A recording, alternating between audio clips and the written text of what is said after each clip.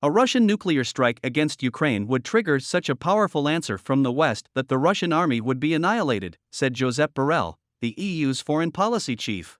His comments come in response to Russian President Vladimir Putin's increasingly combative rhetoric. After signing a partial mobilization decree to boost the Russian army ranks on September 21, Putin warned NATO that his country had various means of destruction at its disposal to defend its territorial integrity. "It's not a bluff," Putin said. In blunt remarks on Thursday, Borrell directly replied to the Russian leader's threats.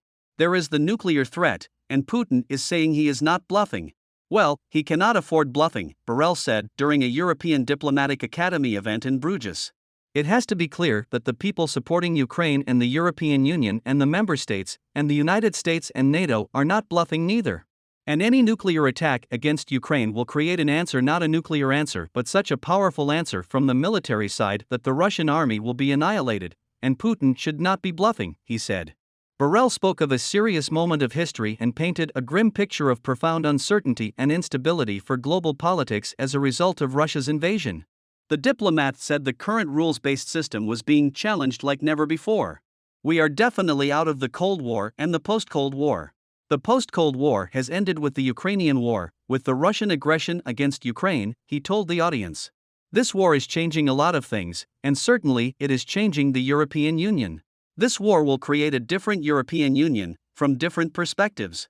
Borrell also described Europe as a garden of political freedom and economic prosperity, but added the rest of the world was mostly a jungle. The jungle could invade the garden. The gardeners should take care of it, but they will not protect the garden by building walls. A nice small garden surrounded by high walls in order to prevent the jungle from coming in is not going to be a solution. Because the jungle has a strong growth capacity, and the wall will never be high enough in order to protect the garden, he said. The gardeners have to go to the jungle. Europeans have to be much more engaged with the rest of the world. Asked about Borrell's comments on nuclear annihilation, a European Commission spokesperson said a Russian nuclear strike against Ukraine would be a total game-changer and that EU countries were preparing for any possible scenario. I should be the best-informed guy in the world. This is not the first time this week that Borrell delivers a surprisingly candid message. On Monday, the diplomat declared the EU's era of dependencies, including on cheap Russian gas, to be over and said the bloc's soft power was dwindling. The United States took care of our security. China and Russia provided the basis of our prosperity. This is a world that is no longer there, he told the annual conference of EU ambassadors. Borrell spoke of a world under a messy multipolarity structured around US-China competition which coexists within a broader divide between democracies and authoritarian regimes. On our side, there are a lot of authoritarian regimes. We cannot say we are the democracies, and the ones which follow us are also democracies. That is not true, he said. The EU's foreign policy chief confessed that European countries did not believe Russia was going to launch the full-scale invasion, despite repeated warnings from US officials.